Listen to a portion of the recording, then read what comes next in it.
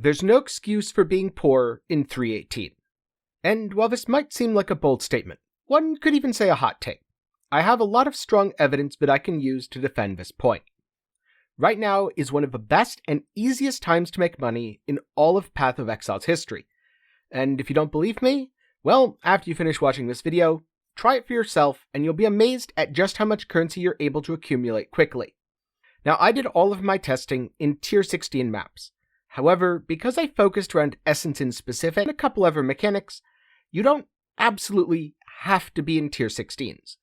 In fact, even if you're in upper yellow maps, you'll still be getting a lot of the value that I was, without a lot of the difficulty that's experienced when doing tier 16 mapping.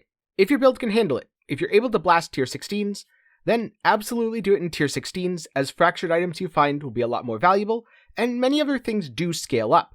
Even the map drops themselves are worth quite a bit more. But if your build's a little bit weaker, you pick something a little bit questionable, or you're just starting to scale, then don't be afraid to do this strategy in lower tier maps. And so, what is the strategy? My main mapping strategy for profit right now is running Stream of Consciousness, chiseling my maps, alching them, running some Sentinels, Currency, Expedition, Scarab, really anything decent that drops for me since I've gotten kind of too lazy to buy them and I get a lot of drops, and then putting Essence on with my map device, with all of the Essence nodes on my Atlas tree. The Essence nodes on my Atlas tree are really important, as around a third to 40% of the total profits that I made from running 40 maps was just in Essences. And this is also why I think it's a strategy that anyone can do. Now, as one quick note, I am going to show my Atlas tree later, and it does have Valley of Darkness. If you're not running a Headhunter, you shouldn't have Valley of Darkness on your Atlas tree. This will make your experience harder, especially for the fairly tanky Essence monsters, since it adds another rare modifier, and it's absolutely not worth it unless your build is strong enough that you can kill everything without noticing the difference. And so, let's get into my testing methodology. I ran 40 maps. I used the following tree minus the 3 nodes that I have currently over in the Alva nodes. Instead, I just had some generic Eater of World pack size stuff, and the chance for strongboxes to be reopenable. The reason I dropped those is recently I switched over to putting Alva on a bunch of my maps, and so I swapped the nodes as well. But what's important is having the Harbinger nodes, since they're still consistently rewarding, all of the Expedition nodes, since Expedition is awesome and absurdly rewarding if you bomb them with Pandemonium Sentinels, and of course Essence, since that's the core of a strategy. Beyond that, I also have all of the boss nodes. This is because I like getting the boss drops, since it gives me something to do later without having to buy maps. I don't think it's optimal. I think it's optimal to invest in more things that are dropping for you, such as Heist for better blueprints, such as Alva, such as Ruckus, such as Shrines, or really all of the above if you'd prefer. And so I did 40 maps. I didn't do anything too special in terms of rolling them, I just avoided mods that were bad for my build.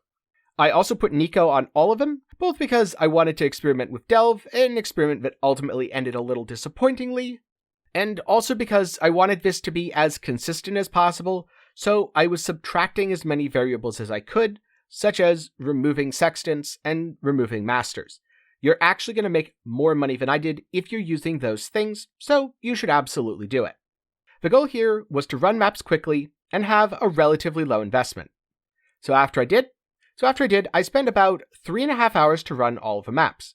It cost me about 120 chaos to put all of the essences on via the map device. And how much did I make?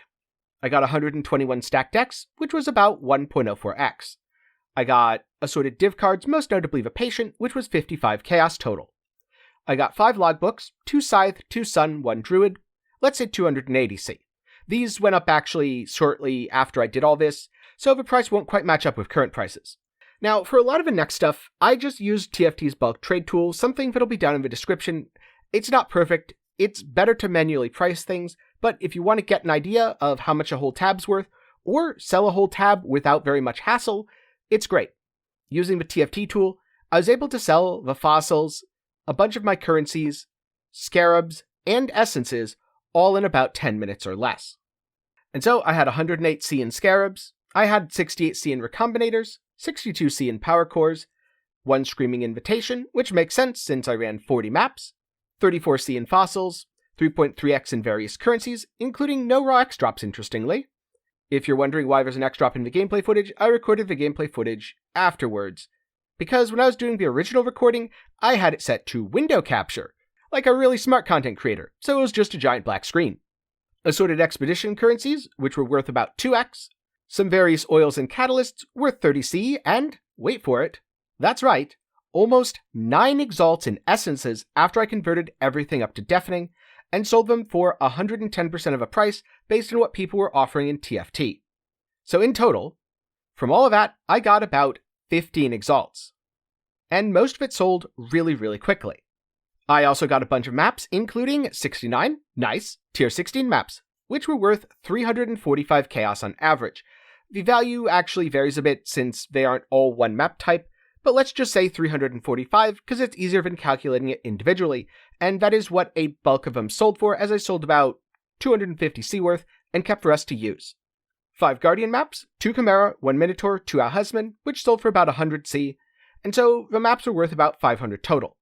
In other notable things, I got a gem blueprint, a fractured fire wand which was worth a few X, Twisted Trinity with scarab rewards, a unique sentinel, which seemed to be selling for 35C, an item level 84 fractured ring with 69, nice again, life for 140C, an empower I sold for 60, and a 2120 corrupting fever that I sold for 64.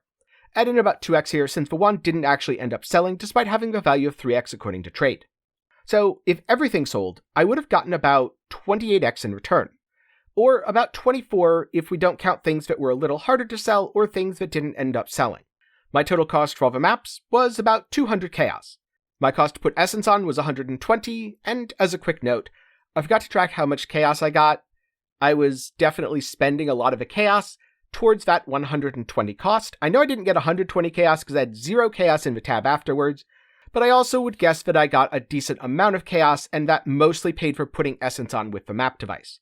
I also spent a few alks, a few chisels, and a few scours, but those costs are pretty negligible, so we can say between 1.5 and 2x in total costs.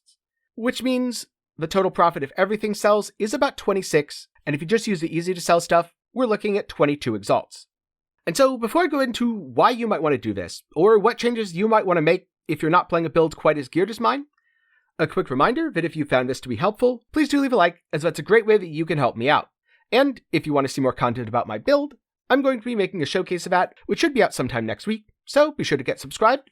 And if you like other games, or maybe you just want to break from the Path of Exile content, then be sure to check out my second channel, 10 Gaming Thoughts, which will be down in the description below, and of course in the card, and you can watch some gameplay for some other games such as Dishonored. But for now, what's the big takeaway? Well, it took me about 3.5 hours to run all this, which means I was making 5.5 to 6.3x an hour doing Alch and Go maps. My average time for a map was about 5 minutes, although if I was running a layout like Beach or Strand and I really optimized things, I could actually cut that down to a significantly shorter 3.5 minutes. I don't think everyone's build is going to be as strong as mine, so I felt the 5-minute per map time was a much fairer example. And who knows, maybe you're even a little bit slower and it takes you 6 or 7 minutes. Will that mean you make less than 5.5x an hour? Probably. At the same time, I wasn't using sextants and I wasn't using masters, and those are both a great way to add value to your maps. So you'll probably end up making a little bit more per map than what I was doing here. And that's really profitable. If your goal is to farm an Ashes or an Omni, or even something like a Mageblood, we're not talking about hundreds of hours here. If you can maintain 5x an hour and keep playing efficiently, something like an Ashes will be 10 hours or less. Something like a Mageblood, you're looking at about 40 hours. Which sure, it sounds like a lot, and you definitely can't do it in one sitting, but if you're planning to do it over the next month, that's about an hour and a half a day, which is an amount of time that doesn't feel unreasonable at all. Of course, if you're doing it over the next month, prices may shift, and you might not actually be able to farm all that money before the Mageblood doubles in price. This is kind of just how economics works. One thing I can guarantee is if you're doing a strategy like this, leveraging Stream of Consciousness to not have to spend any money on scarabs, and putting essence on your map, since a lot of people are going to be using essences to craft for profit or recombinate, then you're going to make really good money even if you watch this video a few weeks from now, or most likely, even if you watch it in 3.19, 3.20, or beyond. A lot of the time, people come to me and say, "Ten, I'm poor, and I want to upgrade my build, but I don't know what to do."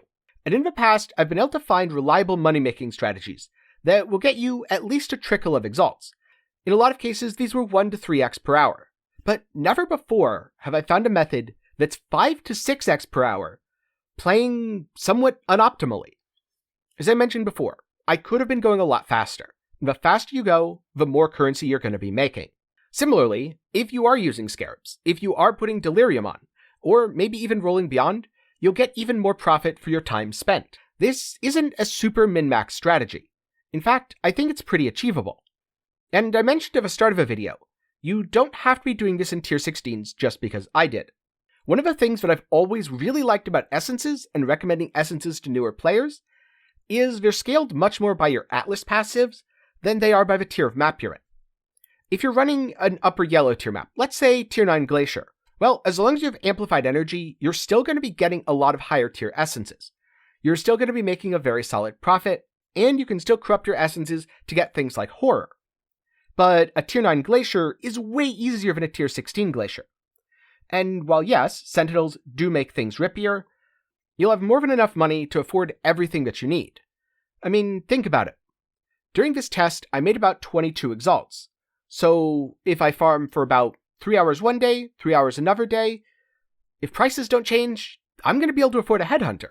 And all of a sudden, my farming is going to become that much faster and that much more efficient. Now, admittedly, I know this analogy for me personally isn't too accurate since I already have the headhunter, but that's just an example of something that you can do if you're leveraging a farming strategy like this. And who knows? GGG has said they're talking about Sentinel changes in the near future. And this strategy scales incredibly well with good Sentinels. If you want more essences, then run an Essence Stalker and Essence Pandemonium. This is the tree that I'm using currently, and the reason I like it is I don't have to think too much about my Sentinels. I can kind of just blow up the screen mostly sort of a little bit. Something like Expedition Rewards is the best, but as those tend to be expensive, often selling for multiple exalts, they generally aren't that worth it. Something like a Currency Sentinel won't be that expensive and can easily be replaced when it bricks. Alternatively, you could go with something a little bit less known and use a Heist or Metamorph Sentinel. While they're also pretty rewarding, especially since not that many people are engaging with that content, it can be a little bit more tedious to use them, and you do end up picking up a little bit more junk without being able to cleanly filter it. This is especially true in the case of a Heist Sentinel. So there's a lot of ways to tweak this strategy to make it even more rewarding. What I should probably be doing is I should be dropping Stream of Consciousness and bulk buying Scarabs. I should also then change up my Atlas tree entirely. I should take Grand Design. This will give me a massive pack size bonus, which means all of my maps will be far more rewarding. This synergizes really nicely with something like using Scarabs. From there, I should probably add Ritual, since that scales really well with a large pack size and adds even more packs to my map. Since I dropped the boss nodes, and since I'm picking up Grand Design, I should also grab Wrath of the Cosmos. This would allow me to farm Eldritch currencies far more effectively than I am currently. And then finally, I should work on dropping as many small nodes as possible, since Grand Design would turn them off. I haven't quite decided if I'm going to do this strategy, both because personally I don't like how rippy Wrath of a Cosmos makes things, and also just because I've been having fun with what I've been doing so far. But if you wanted to optimize this, and you wanted something a little better, I've seen some absolutely impressive mapping using Grand Design. So I do think it's effective, and I do think it would be even more profitable. If I can make 5 to 6x an hour doing this, you could probably make 7 to 10x an hour doing something a little more optimized. But I'm curious, are you broke and looking for a way to make money? Or did you have a successful league start and you just wanted to see what I was doing? If you had a successful money-making strategy and you feel comfortable sharing it, let me know down in the comments, and more importantly, let everyone else know as well. On the other hand, if you want to keep your secrets, or you're everyone in need of a strategy, well, hopefully this video's helped, and if not, maybe one of the strategies down in the comments will be more to your liking. But for now, good luck in your money making, and hopefully this method helps. Thank you for watching. If you have any questions, be sure to put them down in the comments below, or join the Discord, where you can ask questions, get build help, and hang out with the community. A special thanks to my patrons and YouTube channel members. They're awesome, and they get to show it by having their name on screen in the credits of all my videos. So if you want to see your name here, be sure to check the link in the description. For more general gaming content, check out my second channel, 10 Gaming Thoughts, and if you want a water bottle or a cool shirt, I have a link to my official merch shop in the description. I hope you learned something today, and I hope to see you again sometime soon.